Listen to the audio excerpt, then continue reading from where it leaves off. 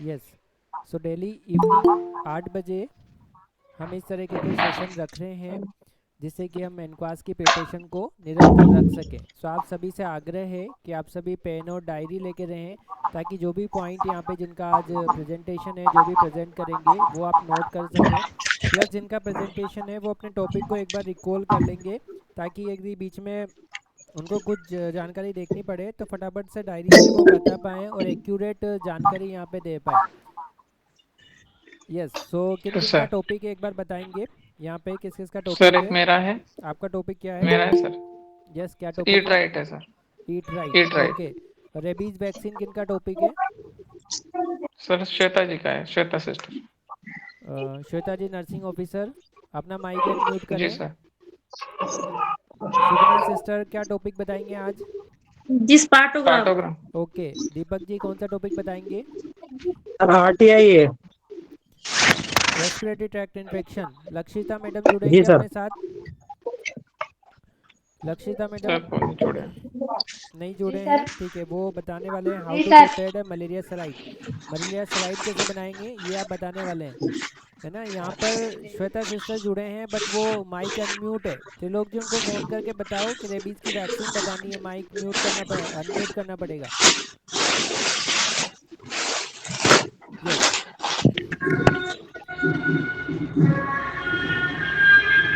एक बार कॉल कर लीजिए उनको। जी sir. Yes. So session start कर रहे हैं। सबसे पहला जो डिस्कशन है वो लक्षिता मैडम बताएंगे कि मलेरिया की स्लाइड कैसे बनाई जाती है। शुरू करें। जिनके यहाँ भी शादी का कुछ चल रहा है वो माइक को म्यूट कर ले। Yes Lakshita madam. ठीक है। Shweta sister rabies. Shweta sister rabies बताना शुरू कर रहे हैं। हाँ सर, आवाज आ रही है सर? हाँ आवाज़ आ रही है, बताइए। हेलो। हेलो, आवाज़ आ रही है, ऑडिबल है, हाँ बताइए। सर। बताइए। रेबीज एक फीटल जूनोटिक डिजीज होती है ठीक है। जो कि ट्रांसमिशन होती है सलाइवा के द्वारा। ओके। इसका ट्रांसमिशन होता है डॉग, केट, रेट। ओके, थोड़ा लाउडली बोलना हेलो। है, कॉन्फिडेंटली बोलना है। यस।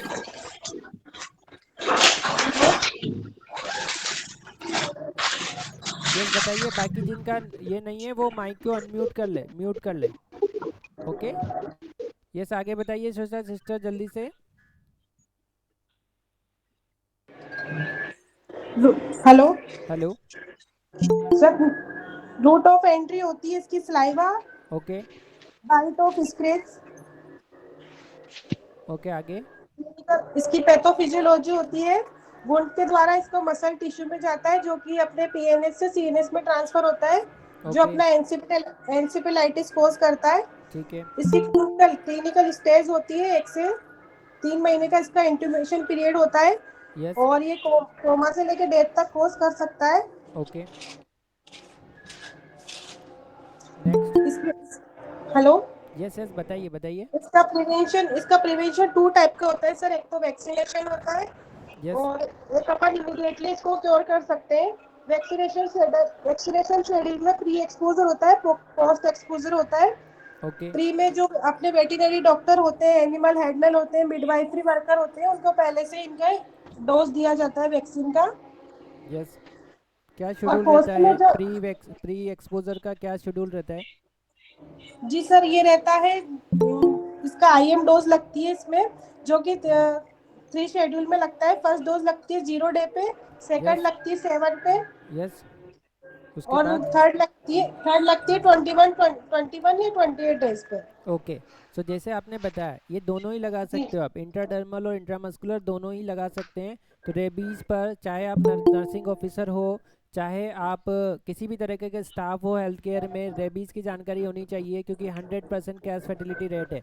यदि रेबीज होगा तो कोई नहीं बचेगा। अभी तक केवल 3 ही केस रिपोर्टेड है जो बच पाए हैं, बाकी कोई नहीं बच पाए। 100% केस फर्टिलिटी रेट है, इसलिए जहाँ भी आपको डाउट हो रेबीज़ का वैक्सीन आपको लगाना पड़ेगा। तो यहाँ पे देखते हैं कि रेबीज़ में ये चीज़ ध्यान रखेंगे कि 100% केस फर्टिलिटी रेट इसमें होती है। अब जी जो भी सर। है ना, जब भी इसकी बाइट होती है सबसे पहले आपको देखना है कि फ्रेश बाइट है कि डिलेड बाइट है। कैसी भी बाइट हो सब में आपको वुंड वॉश करना पड़ेगा, है ना। घाव को आपको चलते हुए पानी, रनिंग टैप वाटर और सोप से वॉश करना पड़ेगा। तो इससे क्या होगा, जो भी वायरस वहाँ पे घाव पे लगा है वो वायरस उस साबुन से हट जाएगा, क्योंकि वायरस की जो वॉल है उसमें लिपिड है, साबुन में लिपिड है, तो वायरस वहाँ से चला जाएगा। 90% तक यदि आपने 15 मिनट तक चलते हुए पानी से वॉश किया तो वहाँ से वायरस चला जाएगा।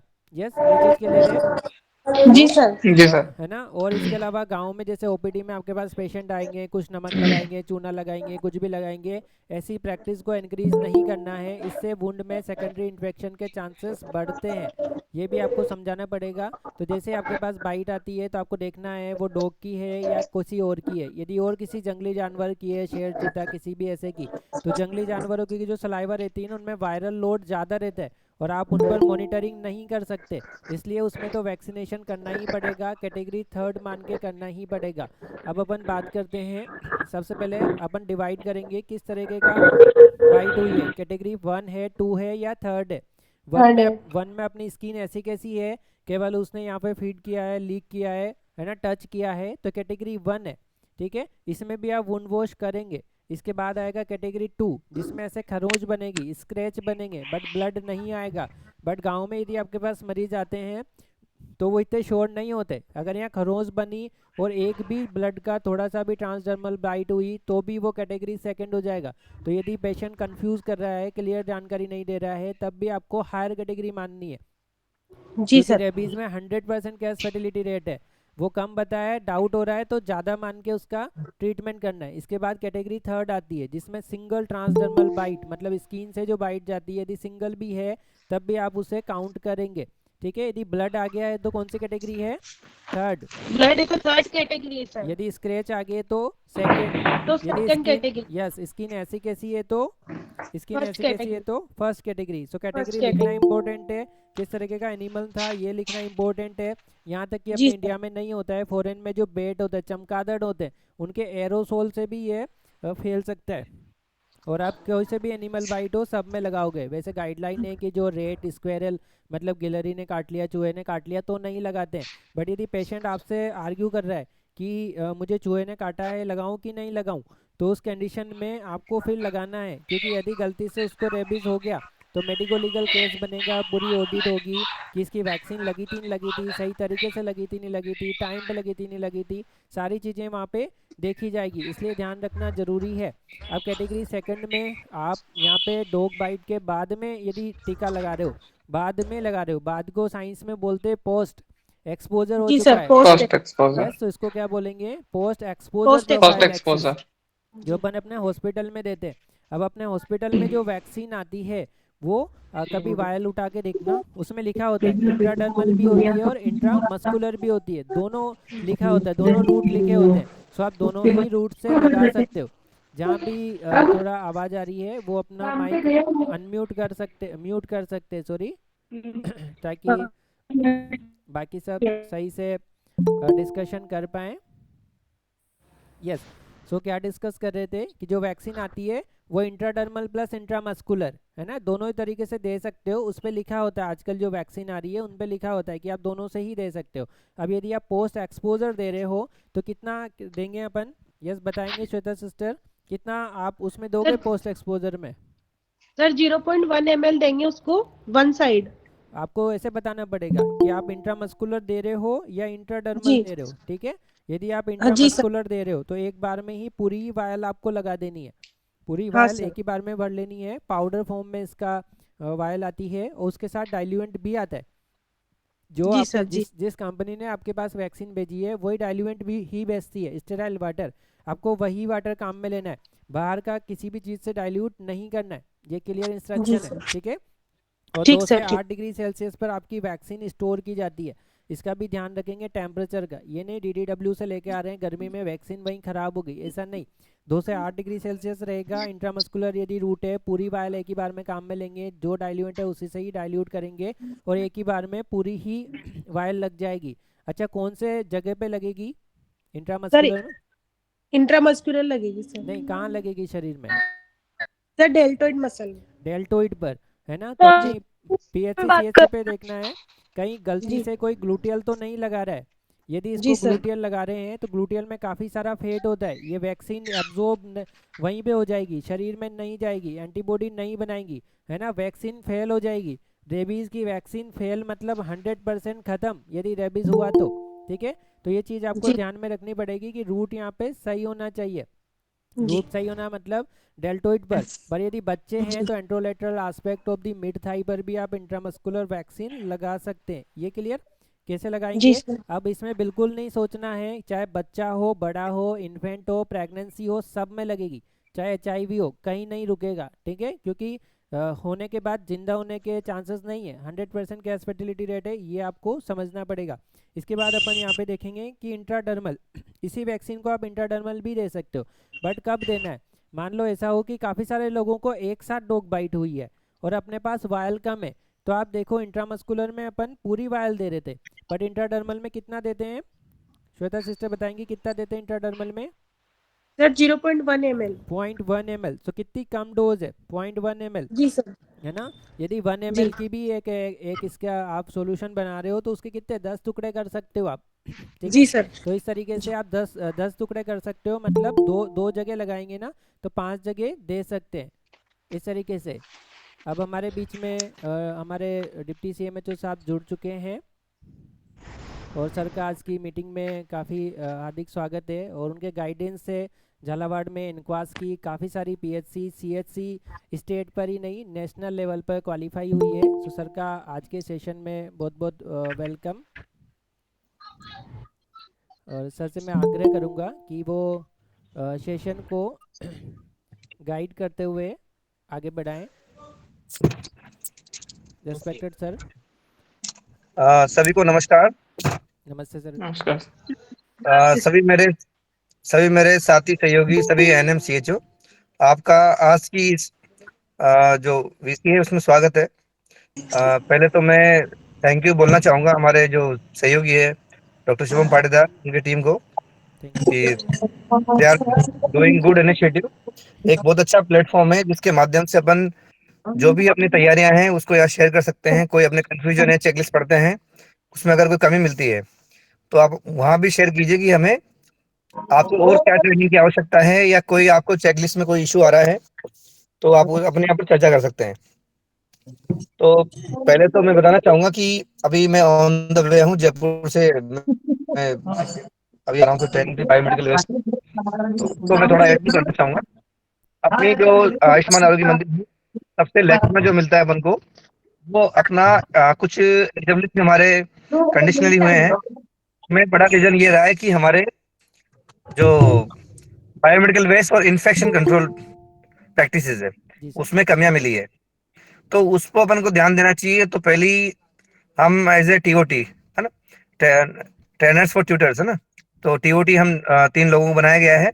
तो जल्दी आप लोगों का हम बायोमेडिकल वेस्ट इन्फेक्शन कंट्रोल को लेके डिस्ट्रिक्ट लेवल पर कोई मीटिंग का आयोजन करेंगे, तो उसमें भी प्रायोरिटी से हम उन्हीं एचडब्ल्यूसी और पीएचसी को फोकस करेंगे जो कि एनक्वास में स्टेट और नेशनल लेवल की तरफ जा रहे हैं। जी तो सर। बायोमेडिकल वेस्ट और उससे संबंधित जो हमारी सारी प्रैक्टिसेस हैं, आपके 5 पैकेज ऐड हुए हैं, ANT, oral, ऑफ्था, palliative, emergency care. इन चीजों में जो आपका सारा बायोमेडिकल वेस्ट का हैंडलिंग है बहुत इंपॉर्टेंट रोल प्ले करता है। उसमें आपके काफी सारे इंस्ट्रूमेंट बढ़ रहे हैं, तो इंस्ट्रूमेंट को कैसे आप डिसइंफेक्टेंट करेंगे, कैसे एचएलडी करेंगे, कैसे स्टरलाइजेशन करेंगे। मॉपिंग के लिए 2 बकेट सिस्टम है एचडब्ल्यूसी पर, पीएससी सीएचसी पर 3 बकेट सिस्टम है। कैसे आप लागू करेंगे, हाइपोक्लाइट सोल्यूशन कैसे बनाएंगे आप लोग, बायोमेडिकल का रजिस्ट्रेशन का प्रोसेस क्या है, उसका भी मैं आपको शेयर कर लूंगा सारी पीपीटी। और बहुत इजी प्रोसेस है। अब सब सेंटर को भी बायोमेडिकल वेस्ट का रजिस्ट्रेशन करना पड़ेगा। अभी तक अपन सिर्फ वो सीएससी पीएससी का रजिस्ट्रेशन लगाए काम चला रहे थे, लेकिन फ्यूचर में ये भी स्टेट लेवल से निर्देश जारी हो गए हैं, उनके लिए फंड भी दिया गया है। तो जल्दी सीएम साहब से बात करके आप लोगों को उसके बारे में भी दिशा निर्देश प्रदान किए जाएंगे तो वो भी अपना बहुत प्रायोरिटी वाला पार्ट है, क्योंकि बायोमेडिकल वेस्ट सबसे इम्पोर्टेंट पार्ट है अपन खुद के लिए हैंडलिंग करना। जी सर। क्योंकि सबसे ज्यादा पे कौन है? अपन खुद लोग।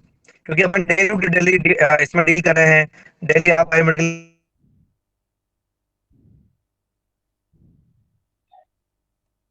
डे के जो प्रोसीजर आपके ड्रेसिंग करते हैं, आप लोग इंजेक्शन लगाते हैं, आप जो ड्रेसिंग कर रहे हैं, उसके अलावा जो भी आपका प्रोसेसिंग और ड्यूरिंग ट्रीटमेंट उसके दौरान जो भी बायोमेडिकल जनरेट हो रहा है, तो वो अपने लिए सबसे ज्यादा इन्फेक्शियस है। तो उसको हैंडलिंग करना हमारे जो CHO डॉक्टर्स एनएम है, उन अपन सभी की जिम्मेदारी बनती है। और अपने यहाँ जो भी पेशेंट आए वो कोई इन्फेक्शन लेके नहीं जाए, तो ये हमारी प्रायोरिटी होनी चाहिए उसमें।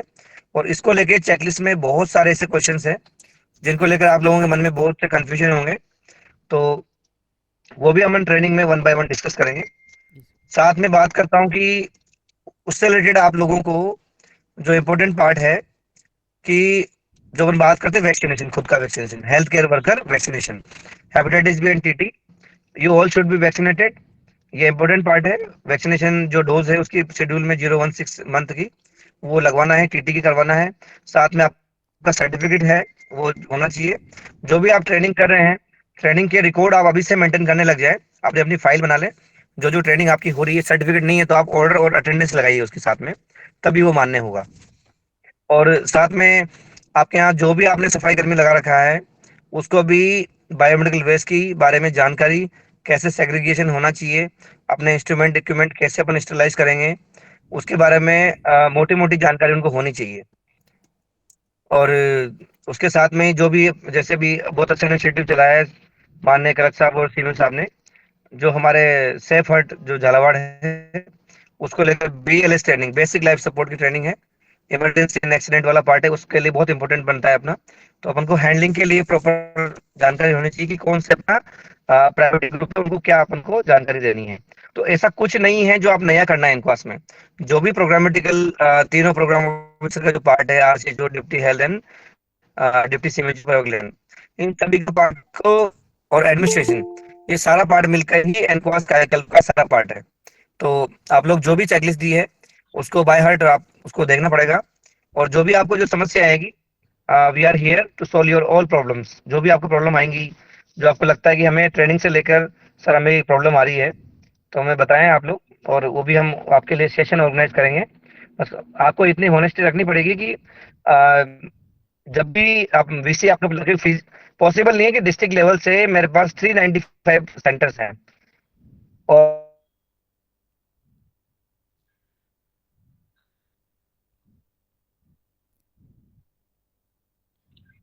बहुत अच्छा जी सर। प्लेटफॉर्म है जो कि डॉक्टर शुभम ने अच्छा इनिशिएटिव लिया है।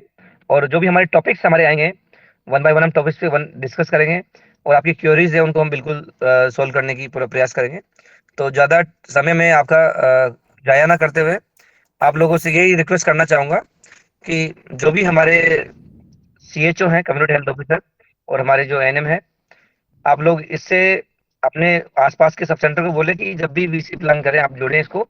शाम के टाइम डॉक्टर साहब भी फ्री होते हैं, थोड़ा हम भी टाइम निकालेंगे, तो आपके क्वेश्चंस का जवाब हम देने के लिए रेडी रहेंगे। और साथ में जो भी सेशन डॉक्टर शुभम लेते हैं उसको पूरी होनेस्टी के साथ आप सुने, और जो भी क्वेश्चन आपके रहते हैं तो आप क्वेश्चन बीच में इंटरप्ट ना करते हुए, जब भी क्वेश्चन का आंसर के लिए सेशन डॉक्टर शुभम रख लेना आप, जी तो जो सर। भी क्वेश्चन आप लिख लें, लिखने के बाद 10 मिनट 15 मिनट जो भी लास्ट सेशन रखेंगे अपन, वो अपना इसका रखेंगे, ताकि आपकी जो क्वेरीज है वो भी सॉल्व हो। तो all the very best doctor Shubham, continue. Thank you so much sir. Sir के मार्गदर्शन में हम काफ़ी कुछ करेंगे, और ज़िले की सारे ही सब सेंटर नेशनल हो ऐसी कोशिश करेंगे मिलजुल के। जो भी आप अच्छा सीख रहे हैं एक दूसरे को शेयर करें। और जैसा सर ने बताया है कि डायरी पेन लेके यदि हम रहेंगे VC में, तो जो भी पॉइंट है जैसे सर ने बताया, यदि हम नोट कर लेंगे तो आगे तक उनको फॉलो कर पाएंगे। क्योंकि काफ़ी टाइम बाद VC के बाद हम काफ़ी सारे पॉइंट भूल जाते हैं कि क्या क्या बताया है। सो आप सभी यदि जो भी चीज़ें यहाँ डिस्कस हो रही है यदि लिखते चलेंगे तो आगे तक अपने उनको रिवाइज कर सकते हैं। मीटिंग से पहले अपने यहाँ जब टीम आने वाली है उससे पहले भी देख सकते हैं। सो यहाँ पर हम रेबीज़ का वैक्सीनेशन डिस्कस कर रहे थे और हमने देखा था कि पोस्ट एक्सपोजर प्रोफाइल एक्सेस, और डॉक्टर यहाँ पे श्वेता हमारे साथ है जो नर्सिंग ऑफिसर है, वो उनका टॉपिक था आज रेबीज़ पे प्रेजेंट करना। तो हमने यहाँ पे कैटेगरी में डिवाइड किया था रेबीज़ की बाइट को कि फर्स्ट सेकंड थर्ड कैटेगरी होती है। कैटेगरी में डिवाइड करने के बाद हम देखते हैं किस तरीके के एनिमल ने बाइट किया है, कितना टाइम उसको हुआ है, कौन सी जगह बाइट किया है, ये सब डॉक्यूमेंटेशन होना चाहिए। दो तरह से इम्पोर्टेंट है, एक तो रेबीज़ पर अलग से हेल्थ प्रोग्राम चल रहा है, तो health program national health program का जो पार्ट है इनक्वास में, वहाँ से क्वेश्चन बन सकता है। दूसरा, इसमें 100% कैस फर्टिलिटी रेट है, इसलिए ये काफ़ी इंपॉर्टेंट हो जाता है। ये इसको रेबीज़ को एक तरह की मेडिकल इमरजेंसी माना जाता है, क्योंकि यदि डॉग बाइट का केस आया, टाइम पे वैक्सीनेशन नहीं लगा, उसको रेबीज़ हो गया, तो 100% कैस फर्टिलिटी रेट होगी। इसलिए इसको इमरजेंसी की तरह ट्रीट करते हुए प्रायोरिटी से पेशेंट का वैक्सीनेशन करना रहेगा।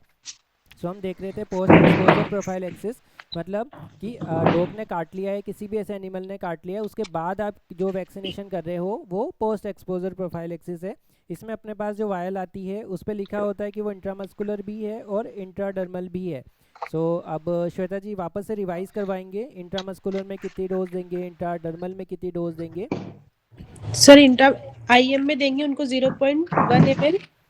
नो, आईएम में पूरी ही वायल लगाई जाएगी, जो अच्छा वायल है हाँ, पूरी लगेगी। इंट्राडर्मल में हाँ, देंगे सर 0.1 1 ml, ml और आईएम में पूरी 1 वाइल पूरी यूज होगी वायल दी सर। जाएगी। वायल पाउडर फॉर्मेट में रहेगी, उसके साथ ही डाइल्यूएंट आएगा, उसके स्टेराइल। डायल्यूटर आएगा उसका। जी सर। हाँ, बाहर का डाइल्यूएंट नहीं लगाना है। 2 से 8 डिग्री सेल्सियस पर वैक्सीन रखी होनी चाहिए। रिजोल्व करके आप उसको इंट्रामस्कुलर डेल्टोइड पे लगाएंगे, कभी भी ग्लूटियल रीजन पे नहीं लगाएंगे। अपनी पीएचसी सीएचसी पे देखेंगे, यदि कोई भी स्टाफ गलत तरीके से प्रैक्टिस कर रहा है, ग्लूटियल रीजन पे लगा रहा है, तो मना करना है, डेल्टोइड पर ही लगेगी, क्योंकि ग्लूटियल में काफ़ी सारा फेट होता है, वैक्सीन डिजोल्व हो जाती है, काम नहीं कर पाती है। ये चीज़ का आप ध्यान रखेंगे। बच्चा है तो anterolateral aspect of the mid thigh पे लगा सकते हो, चाहे बच्चा हो, इन्फेंट हो, लैक्टेटिंग मदर हो, प्रेगनेंसी हो, एचआईवी हो, सब में डोज सेम है, क्योंकि जो वायरस आ रहा है सेम आ रहा है, इसलिए बिल्कुल नहीं सोचना है। पूरी वायल यहाँ पे आईएम लगेगी।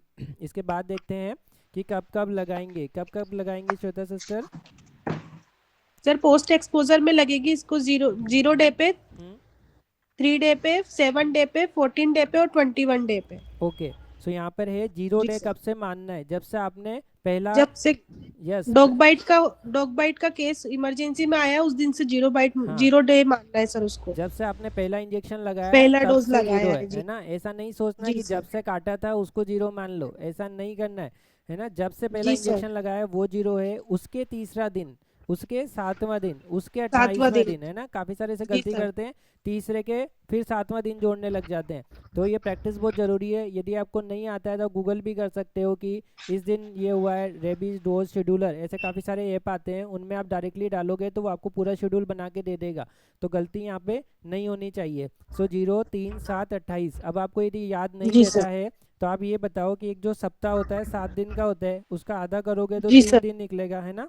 तो 0 आज जी हो गया, फिर आधा सप्ताह मतलब 3, पूरा सप्ताह मतलब 7, ठीक है? इस तरीके से, जी है ना? जी सर। उसके बाद डबल जी सप्ताह मतलब कितना हुआ? 14, फिर उसका कितना 14। होगा? 28, है ना? तो बिल्कुल जी सर। यहाँ ऐसा नहीं है कि याद रटना पड़ेगा, ऐसा नहीं है। 0 आधा सप्ताह, फिर पूरा सप्ताह, फिर डबल सप्ताह, फिर उसके बाद 28, ये ऐसे देंगे। एक ही इंजेक्शन लगेगा इंट्रामस्कुलर में और एक ही डेल्टोइड पर यहाँ पे लगेगा। बट यदि आप ये कब देंगे? जब अपने पास कोई एक केस आया हो या 2 केस आए हैं, तब आप इंट्रामस्कुलर देंगे, क्योंकि पूरी वायल आप दोगे। बट यदि हम इंट्राडर्मल दे रहे हैं तो ये कब प्रेफर करेंगे? कि जैसे आपके जब पास मान लो हाँ, यस बताइए। जब ज्यादा केस हो सर तो इंट्राडर्मल देना है, नहीं कम केस हो, अगर पेशेंट एक ही है तो इंट्राडर्मल देना है उसको। नहीं नहीं, आप फिर गलती कर रहे हैं। इसलिए जो भी जी बता सर। रहे हैं कृपया करके सारे नोट करें, जो भी पॉइंट जी बता सर। रहे हैं, क्योंकि आप बहुत जल्दी कंफ्यूज हो सकते हैं। सो इंट्राडर्मल में क्या है? इंट्राडर्मल में अपन 0.1 ml देते हैं, है ना? तो जो अपने 0. मान लो 1 ml की वायल है तो उसमें आप 10 डोज बना सकते। तो इसलिए यदि एक साथ आपके पास ज़्यादा पेशेंट आ गए तो एक ही वायल से आप 5 जनों को वैक्सीन लगा सकते हो। तो ऐसे थोड़ा कॉस्ट इफेक्टिव चीज़ होगी इंट्राडर्मल में। और चाहे आप इंट्रामस्कुलर लगाओ या इंट्राडर्मल, रेस्पॉन्स सेम ही आने वाला है, बिल्कुल ऐसे नहीं सोचना है। सो इंट्राडर्मल में आप 0.1 ml दोगे, बट इम्पोर्टेंट चीज़ है, इंट्राडर्मल में डी आता है, डी मतलब दो डोज दी जाएगी एक बार में। डी मतलब कितने इंजेक्शन लगेंगे?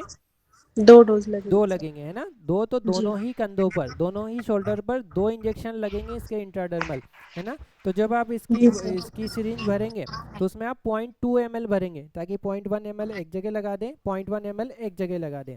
इंसुलिन की सिरिंज में भर रहे हैं तो 20 यूनिट भरेंगे। अब जैसे आप बीसीजी लगाते हैं, यदि आपको नहीं आता इंटरडर्मल लगाना तो अपने जो भी एएनएम है वो बीसीजी लगाती है, उनके पास जाके सीख सकते हैं किस तरीके से इंटरडर्मल लगाना है। बिल्कुल स्किन के 15 डिग्री पर लगाते हैं, एक छोटा सा ऐसे उभार बनना चाहिए, ब्लेब बनना चाहिए, थोड़ी सी सूजन आनी चाहिए, तब वो इंटरडर्मल जाता है। वो इंटरडर्मल उतनी ही इफेक्टिव होती है जितनी कि इंट्रा मस्कुलर होती है। तो इस तरीके से दोनों शोल्डर पर ये लगेगा, 0.1 ml लगेगा। और यहाँ पे कब कब लगेगा श्वेता सिस्टर बताएंगे, आपका टॉपिक था ये, जी सर। कब कब लगेगा? कौन सा सर, ये पोस्ट एक्सपोजर वाला? हाँ इंटरडर्मल।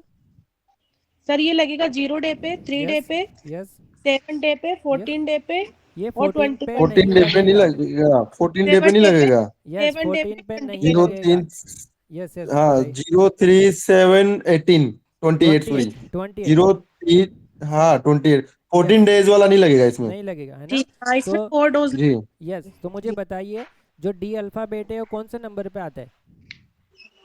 ABCD। जी सर। 3, डी फोर्थ नंबर पे आता है ना अल्फ़ाबेट में, 4, 4। ABCD fourth. तो फोर्थ को भूल जाओ, है ना, फोर्थ डोज को जी जी, सर। भूल जाओ। इंटरडर्मल में भूल डी जाओ। मतलब दोनों गुड, तरफ लगेगा और डी मतलब फोर्थ को भूल जाओ। फोर्थ को भूल गए तो भूल जाओ। 0 3 7 और डायरेक्ट कहाँ से जंप करेंगे? 28। 28। 28, ठीक है। तो इस तरीके से ठीक इस पे सर। लगाएंगे, ये थोड़ा सा ध्यान में रखेंगे। अब थोड़ा सा हाँ यदि सर, वो अपने अपने जो शेड्यूल है ना, उसमें जो अपनी बुक है हम्म, उसमें तो सर 14 डे भी ऐड हो रहा है पर। नहीं नहीं उसमें नहीं है, आप ध्यान से इंट्राडर्मल पढ़ना। में नहीं लगता 14। यस, अच्छा इंटरडर्मल में ठीक। नहीं है, संदीप जी ने काफ़ी सही बताया है। सो यहाँ पर जैसे ट्रिक बताएगी ना लगाते हैं आपको, सर। डी मतलब फोर्थ, है ना, इसको रेड थाई क्रॉस रेजिमेंट बोलते हैं। अपना जो शेड्यूल है नेशनल इम्यूनाइजेशन शेड्यूल, उसमें इंटरडर्मल वाला ही इंक्लूडेड है। बट इंपॉर्टेंट चीज़ है, यदि पेशेंट मलेरिया के लिए क्लोरोक्विन ले रहा है, यदि पेशेंट मलेरिया के लिए क्लोरोक्विन ले रहा है तो आपको इंट्राडर्मल नहीं लगाना है। उस केस में इंट्राडर्मल इतना इफेक्टिव नहीं होता है, रेस्पॉन्स नहीं आता है। क्लोरोक्विन एक इम्यूनोमोडुलेटर दवाई है ना। तो ये यदि पेशेंट मलेरिया के लिए क्लोरोक्विन ले रहा है तो कौन सा रूट नहीं लेंगे? इंट्राडर्मल नहीं लगता। इंट्राडर्मल इंटरडर्मल। नहीं लेंगे। यस वेरी गुड, काफ़ी सही बताया। सो हम वापस से रिवाइज करते हैं कि इंट्रामस्कुलर आप सब बताते जाएंगे कितना लगाएंगे, कितनी वायल कितना डोज लगाएंगे? इंट्रामस्कुलर में 1 वाइल लगेगी सर। 1 वायल लगेगी, ओके। जी। इसके बाद कब कब लगाएंगे? 0 डे पे, 3 डे पे, 7 डे पे, 21 डे पे। नहीं, ओके 14। गलत। यस संदीप 14 जी। यस इंट्रामस्कुलर ना। Yes yes yes. इंट्रामस्कुलर में सर 14 डे भी ऐड होगा और 14, हाँ इंट्राडर्मल में जी। 14 डे ऐड नहीं 20, होगा सर। यस 28 होगा ना। 0, 3, 7, 14, 28। 28, तो 5 डोज आपने लगा दिए, पाँच है ना। डोज जी, लगेगा जी तो सर। एक ही तरफ लगाइए आपने, एक ही शोल्डर पर। अब हम आते हैं इंट्राडर्मल पर, पोस्ट एक्सपोजर में। तो यहाँ कब कब 4 जी लगाएंगे? Dose. Sir. Yes Sandeep ji. 4 intradermal में डोज। लगेगा सर 0 डे पे, 3 डे पे, 7 डे पे, 28 डे पे। यस शाबाश। गुड। तो 14, तो इसमें फोर्थ डोज नहीं लगेगी, क्लियर। और नहीं इसमें सर, कितना हाँ कितना? इसमें ओनली 4 डोज लगेगी और इंट्रामस्कुलर में 14 डे। 5 डोज लगेगी। Yes very good. भगवान सो बदल कितनी गया। कितनी डोज देंगे इंट्राडर्मल में? 4। इंट्राडर्मल में सर 0.1 ml डोज देंगे बोथ साइड। बोथ साइड मतलब दोनों शोल्डर में, तो एक बार दो, में हाँ कितना कितना कितना इंजेक्शन भरोगे आप? Sir 0.2 ml। 0.2। 0.2 ml भरोगे, यस। और 0.2 जी है सर। ना, और कैसे दोगे इसको? जैसे बीसीजी लगाते हैं ना, ब्लेब बनना चाहिए। जी सर। अब अपन बात जी। करते हैं। सो अपन ने क्या देखा, second degree. Post exposure. So post का जो पोस्ट एक्सपोजर में दो तरह के देखे, इंट्रामस्कुलर और इंट्राडर्मल, है ना। तो इसमें जो जी रेजिमेन होता है ना, उसको एसएन रेजिमेन बोलते हैं। एसएन, एसएन की स्पेलिंग में 1 2 3 4 5 अल्फ़ाबेट आते हैं, इसलिए जो इंट्रामस्कुलर रेजिमेन है ना उसका नाम है एसएन। क्या नाम है? एसएन। एसएन। एशन। SN regiment. एसएन में पांच पांच अल्फ़ाबेट आ रहे हैं, ESSEN, इसलिए 5 डोज देंगे, है ना, ये याद रखना है। और रेड थाई क्रॉस जो है, रेड में डी आ रहा है तो वो इंट्राडर्मल है, और उसमें अपन 4 डोजेस देते हैं। यस। सो ये पोस्ट एक्सपोजर है। अब आपसे पूछ लिया जाए कि आप खुद डॉक्टर हैं, है ना, रूरल एरिया में काम करते हैं, या आप वेटेनरी वाले हैं, आप लेबोरेटरी वाले हैं, और आप पहले से बचना चाहते हैं, तो आप कौन सा एक्सपोजर लेंगे पहले से? प्री एक्सपोजर लेंगे सर उसमें। यस, तो बताएंगे प्री में इंट्रामस्कुलर कैसे देंगे, इंट्राडर्मल कैसे देंगे, क्या पता है आपको? सर उसमें इंट्रामस्कुलर देंगे 0 डे पे, 7 डे पे, और डायरेक्ट उसके बाद 21 या 20 डे में, दोनों में से एक डे पे दे सकते यस, हैं। और इंट्राडर्मल देंगे तो कितना रूट और डोज देंगे? इंट्राडर्मल में सर उसको देंगे 0. डोज तो वही रहेगी सर, 0.1 ml वाली बोथ साइड। गलत, बोथ साइड नहीं। ठीक है, तो इस यहाँ देखो, इसमें है ना, तो यहाँ पे देखना है, जैसे प्री ठीक सर। एक्सपोजर देंगे ना, प्री, तो प्री प्री जो स्पेलिंग है प्री की, उसमें कितने अल्फ़ाबेट है?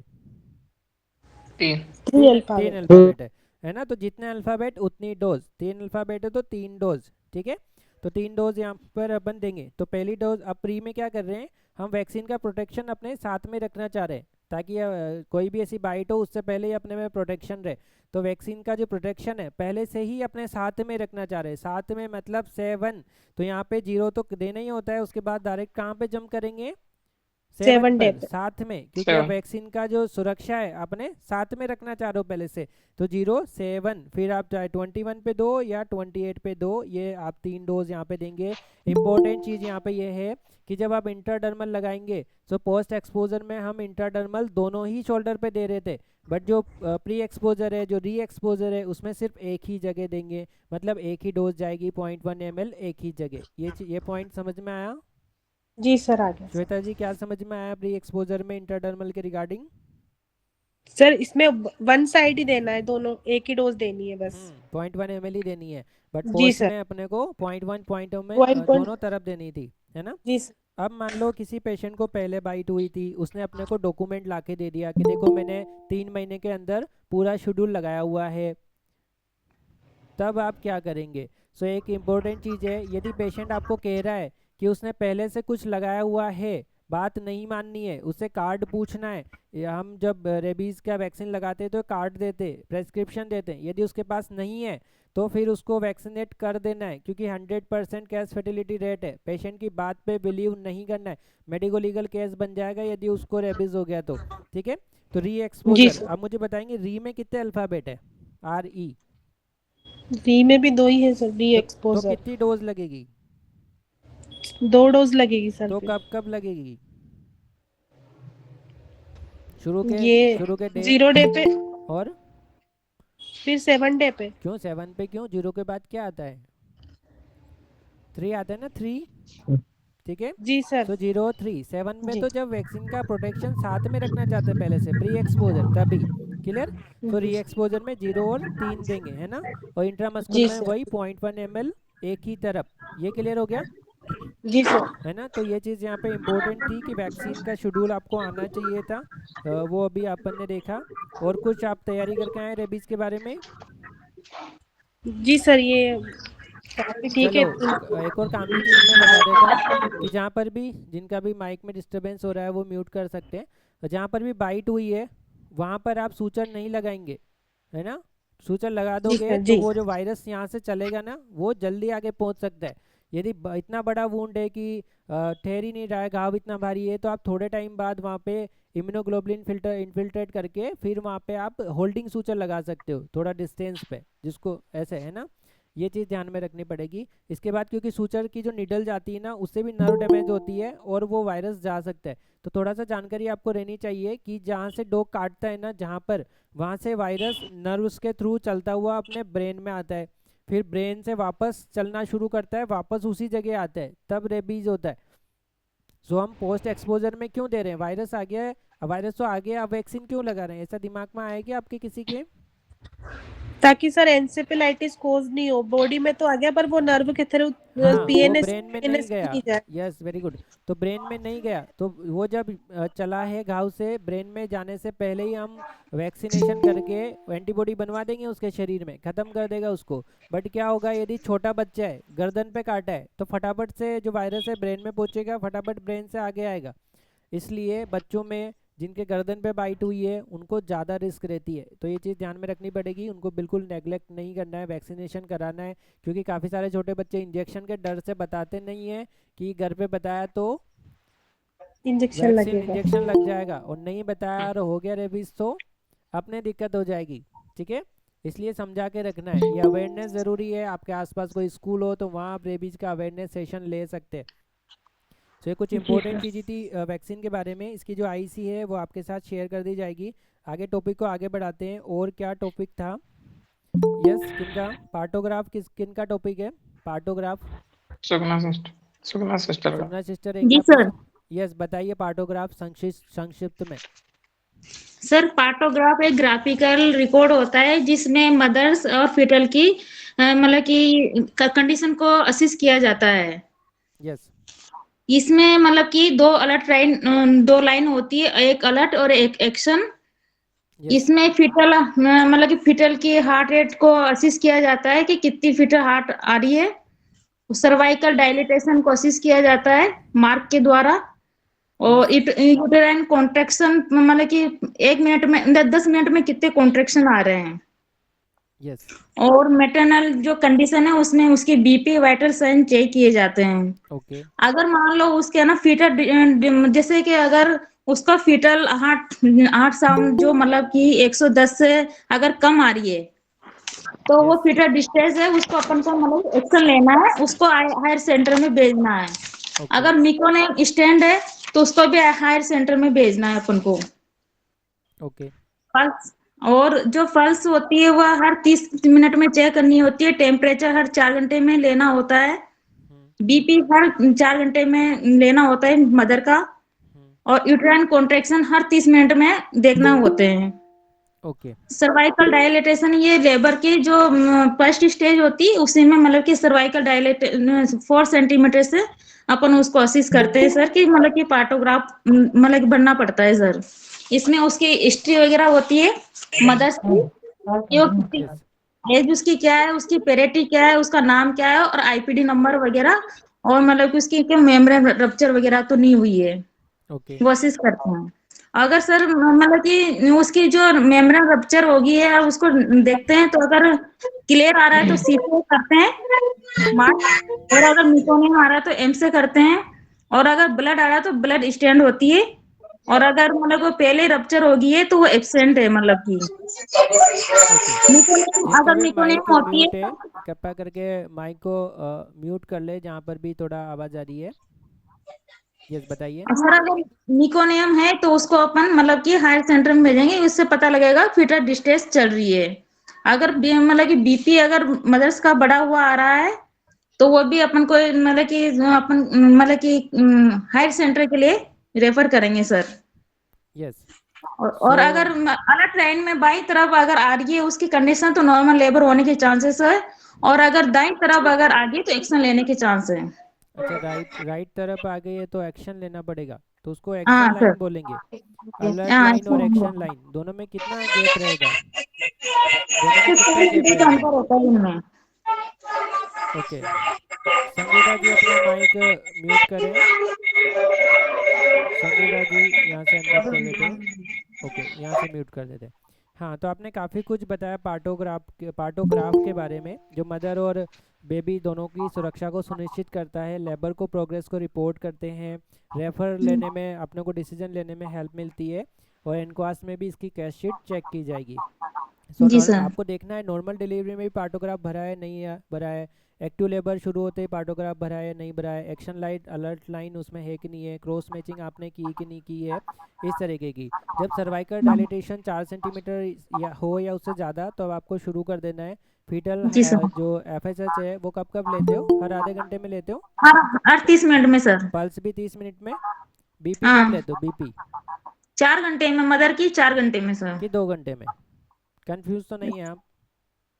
नहीं सर कंफ्यूज नहीं है सर, जो बुक में है ना उसमें तो 4 घंटे है सर। अच्छा, 2 घंटे तो नहीं है? नहीं sir. Okay, temperature?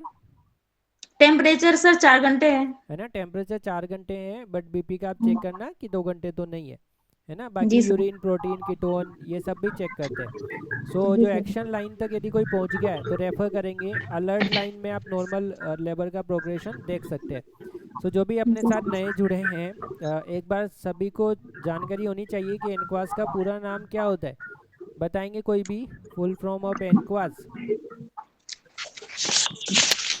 Yes national quality association.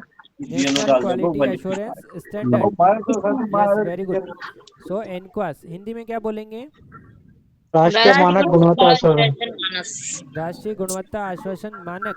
Okay, तो आज के सेशन को ख़त्म करने से पहले हर बार की तरह रिवाइज करेंगे। 8 एरिया ऑफ कंसर्न क्या है, कौन बताएंगे?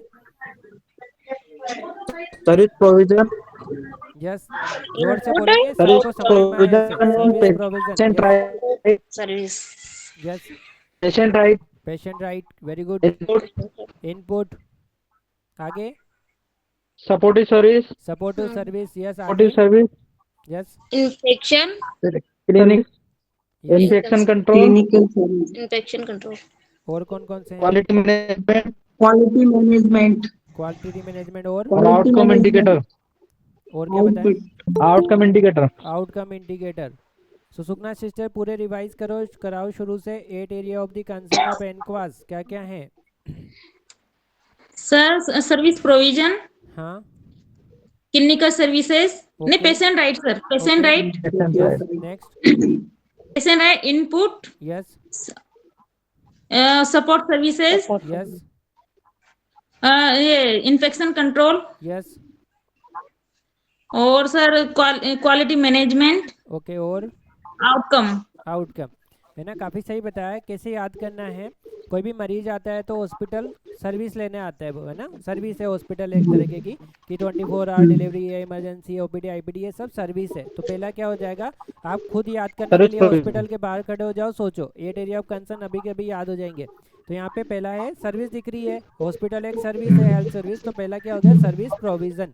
अब मरीज अपना हक समझता है तभी आता है कि मेरा हक है इलाज करना, इलाज कराना, है ना? फ्री में इलाज हो रहा है। तो पेशेंट राइट। तो पहले तो आप Patient बाहर right. खड़े हुए, आपने देखा यहाँ सर्विस मिल रही है, चलो अंदर चलो, अपना हक है। तो पेशेंट राइट सेकंड। अब वहाँ पे जो भी चीज़ें हैं उसका इनपुट काम में लेगा वो। जैसे वहाँ पे इंफ्रास्ट्रक्चर है, डॉक्टर्स है, नर्सेस है, बिजली है ना? उन सब का वो यूज़ करेगा, मतलब उसका इनपुट लेगा वो, है ना? और फिर वहाँ काउंटर पे जाके पूछेगा डॉक्टर साहब किधर देख रहे हैं, इंजेक्शन किधर लग रहे हैं, मतलब सपोर्ट सर्विसेज, उसको सपोर्ट भी मिलेगा, है ना? सपोर्ट मिलेगा। फिर वो इलाज कराएगा तो क्लिनिकल केयर मिलेगी, ठीक है? फिर अपन ध्यान भी रखेंगे कि उस इन्फेक्शन नहीं हो, मास्क लगवा देंगे तो इन्फेक्शन कंट्रोल। अभी सारी चीज़ों को कौन देखेगा कि क्वालिटी मेंटेन हो रही नहीं हो रही है, ठीक है? यदि क्वालिटी मेंटेन हो रही है तो आउटकम अच्छा होगा, जाते जाते वो अच्छा कहेगा, नहीं अच्छा इलाज किया। तो ये क्या हो गया, आउटकम। जैसे एक मरीज अंदर आया और बाहर चला गया और उसने इसमें पूरा बता दिया कि 8 एरिया ऑफ कंसर्न क्या थे, है ना?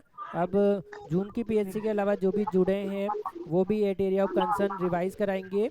चचलाओ पीएचसी से डेली हमारे साथ कनेक्ट होते हैं, बताएंगे। टिकम जी जुड़े हैं क्या अपने साथ? जी सर। यस, बताइए आप 8 एरिया ऑफ कंसर्न। सबसे फर्स्ट आता है sir service provision, yes, patient right, yes, फिर उसके बाद इनपुट होता है, फिर सपोर्टिव सर्विस है, फिर यस, क्लिनिकल केयर है, yes, infection control, yes, quality management, last yes. में आउटकम। देखो इन्होंने एकदम वैसे ही बताया, सीक्वेंस है, जैसे कि अभी 2 मिनट पहले बताया। इतनी अच्छी कैप्चरिंग पावर है हमारे हेल्थ केयर स्टाफ्स की। तो पक्का से सभी जो सेंटर हैं उनका स्टाफ इंटरव्यू में काफ़ी अच्छा मार्क्स आने वाला है। तो अपने आप को कम नहीं मानना है। अपने साथ ऐसे अधिकारी हैं, हमारे डिप्टी सी में जो सर है, इतना अच्छा गाइड किया अभी अपने सबको, और हम सब टाइम निकाल के यहाँ जुड़े हैं, तो अपने एफर्ट काम आने चाहिए, है ना? तो आप में से जो भी नाम देना चाहे कि कल कौन प्रेजेंट करेंगे कोई टॉपिक पर, कोई सा भी टॉपिक आप बता सकते हो। जैसे कि आप नीडल स्टिक इंजरी पर, सेफ इंजेक्शन प्रैक्टिस पर, है ना? अभी अपने मर्करी स्पिल किट डिस्कस किया था उस पर, इन सब पे आप कर सकते हो।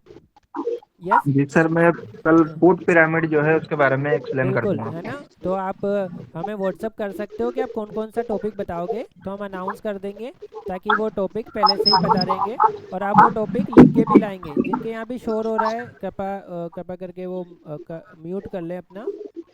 यस सो यहाँ पर जो भी आप टॉपिक पढ़ाने वाले हैं ना, उसको लिख के लाएंगे। चाहे तो आप देख देख के ही पढ़ाएंगे, दिक्कत नहीं है ना, पर चीज़ें सही बतानी है ना? गलत नहीं बतानी कि याद कर रहे हैं तो कुछ गलत बताने में आ गया, ऐसा नहीं है ना? क्योंकि सब नोट करेंगे, जो आप बताओगे उसे सब नोट करेंगे।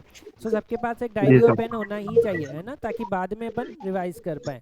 सो आज का सेशन हम यहीं फिनिश करते हैं, आधे घंटे के बजाय 1 घंटे का हो गया है। आपका जो भी फीडबैक है वो भी भेज सकते हैं, कुछ इम्प्रूवमेंट करना हो, कुछ आपको हमें फीडबैक देना हो तो वो भी आप बता सकते हो। So thanks for your participation सभी thank PHC you sir. CLC के लिए, थैंक सभी यू स्टाफ का बहुत बहुत धन्यवाद। Good night. Thank you sir.